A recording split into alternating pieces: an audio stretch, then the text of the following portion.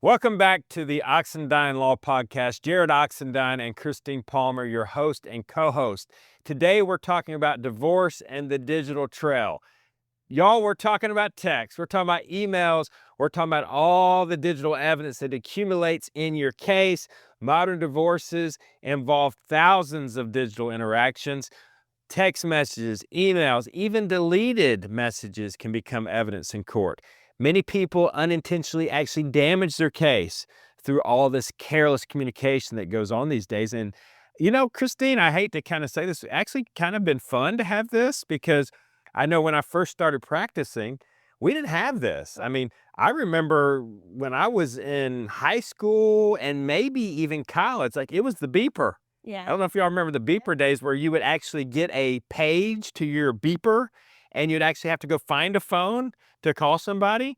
We didn't have text message evidence. Right. We didn't have email. I'm from the era of free nights and weekends. Yeah. And you had 30 texts a month. Otherwise, they're going to charge you $1. So, yeah, we were very limited by time, money, and ability back then. That's right. And so judges and even attorneys were making decisions just based on who sounded more credible.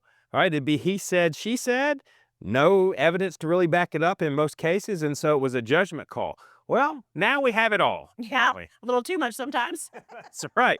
And so courts will accept this evidence. That's what you need to know. Text message exchanges can be introduced into evidence. Email exchanges can be introduced into evidence. Screenshots, message logs, phone records, communication history, social media messages, photographs, videos. Am I missing something? All of it is. Even, I think sometimes people don't realize if you usually call and leave a voicemail, there's actually a text of that. They give a transcript of your voicemail. So you have it audio to hear the tone and the written transcript to know exactly what was said. So yes, literally everything you say and do can and will be used against you in a court of law. That's right. So be careful what you say. And so we want to give you some examples of stuff that usually ends up being harmful in a case. And it's very easy to do.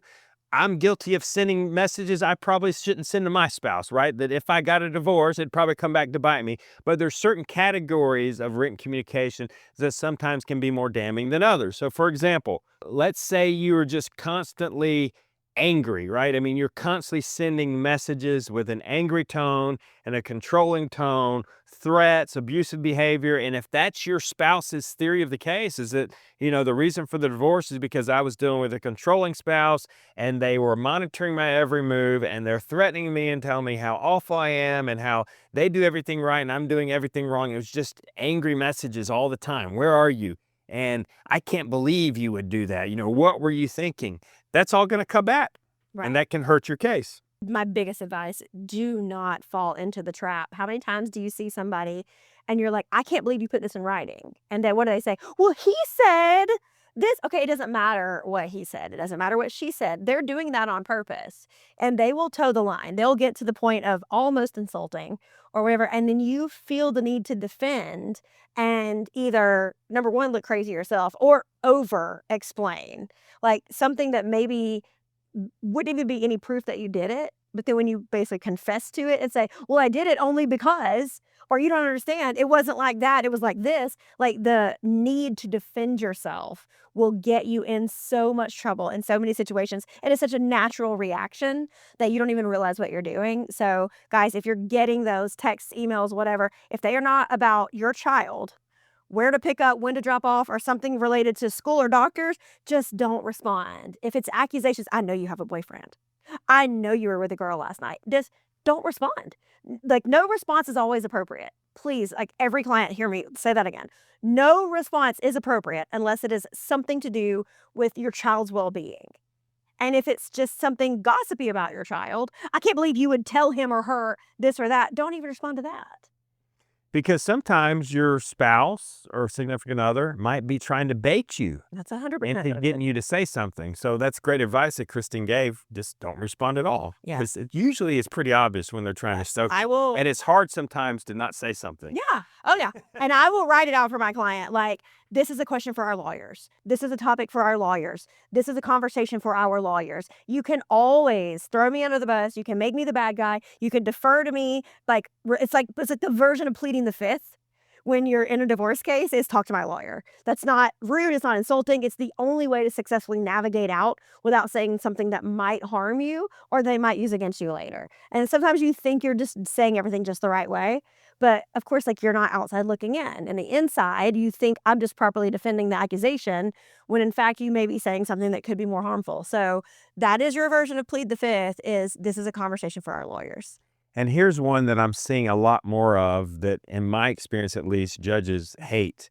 And that's when you go on social media to badmouth the other parent. You don't see it as much in divorce cases sometimes, but like custody battles where it's either like a post-divorce modification action of custody, or maybe it's two parents that have separated and no longer live together, either maybe married or not, doesn't matter, but they are just bad-mouthing the other parent all over social media, or giving information about kids over social media that would be inappropriate. If you really think about it, people, I mean, does it make any sense for the whole world to know your business? No. I mean, do you really want the world, even if what you're saying is true, even if you have a horrible husband or wife or a horrible ex-spouse or a horrible co-parent, do you really want the world to know your dirty laundry that's going on with your ex and your kids? No, you don't. And the judge is going to hold that against you and question your judgment as a parent if you're the one out trashing the other parent, even if it's true. Even if it's true, the judge does not want you airing your dirty laundry on social media. Well, yeah, that's the version of the two wrongs make a right. They're wrong in what they're doing, and they very likely are.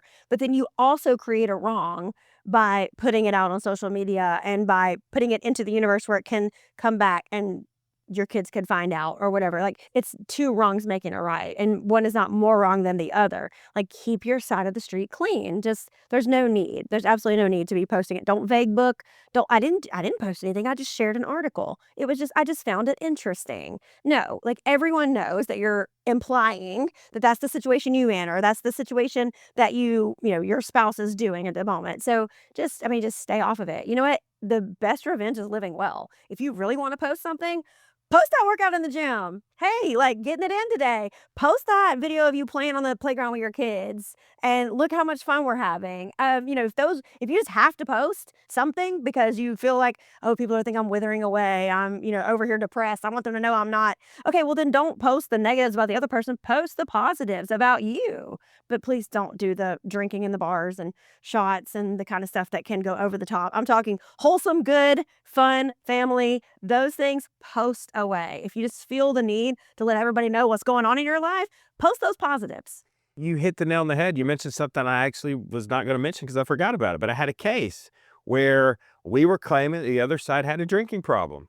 And lo and behold, we go on the social media account, Facebook, and they're partying it up, slinging back shots. I mean, every weekend out at a bar or a club, just shooting drinks, shooting shots. Every background of every picture, there was a drink in it. Whether it was a pool party, whether it was at a restaurant, whether it was at a bar, clubs. I mean, this girl was doing it all. And if you look at the social media pictures, it's all broadcast. It's all there. So that's a big no-no. As far as bad-mouthing the other parent on social media, the reason judges get upset about that, and Christine touched on this briefly, but because your kids may see that, right? Or, their friends' parents may see that. Their teachers, people in the community that your kids interact with, those parents are going to see that. And then guess what? All of a sudden, Johnny's not allowed to play with your son anymore after school because or you're not invited to the sleepover or party So that's why you want to watch out for that. All right. This should go without saying, but let's just go ahead and say it. This is the obvious. But obviously, if you are engaging in a romantic relationship with somebody who's not your spouse, and you're married, and you're either going through the divorce process, or maybe you're not yet, and you're just trying to you're doing what you're not supposed to do, right? And you just haven't been caught yet. Be careful what you send, right? I mean, you shouldn't have to say this, but it happens all the time. Right. People are sexting.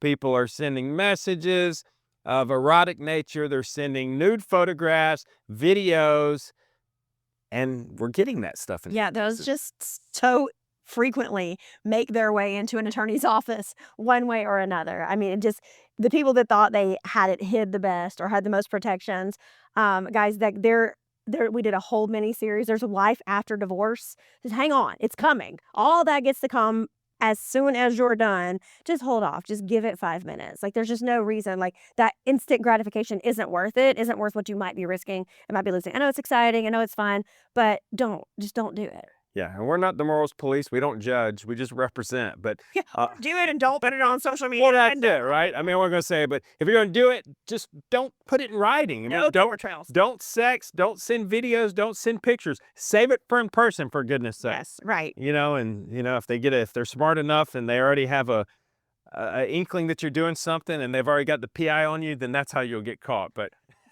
They're gonna be caught doing it live, right? that's right. But that's better than, having some Then picture down over a or text. video that you thought you deleted on your phone, right?